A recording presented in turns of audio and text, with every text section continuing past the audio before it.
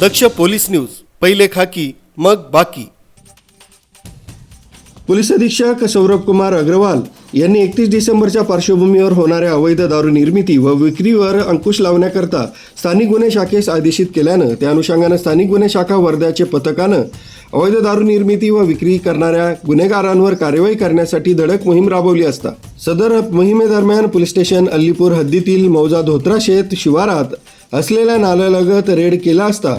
तिथं आरोपी प्रफुल्ल विक्रम कांबळे, गजानन रामचंद्र कोपरकर, यश गंगाधर वानखेडे तिन्ही राहणार तळेगाव, जिल्हा वर्धा हे संगनमतानं मोठ्या प्रमाणात दारूची हातभट्टी लावून मोहा दारूची निर्मिती करताना रंगेहात मिळून आल्यानं जागीच पंचनामा कार्यवाही करून आरोपितांच्या ताब्यातून 4400 लिटर मोहा सडवा रसायन, 168 लिटर गावठी मोहा दारू, 23 ड्रम गुळ व इतर भट्टी साहित्यासह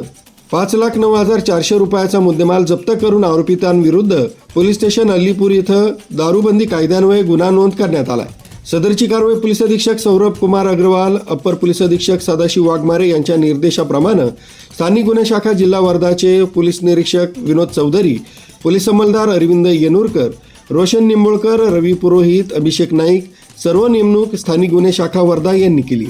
केवलदास ढालेसह दीपक सिंग पाटील, दक्ष पोलीस न्यूज वर्धा।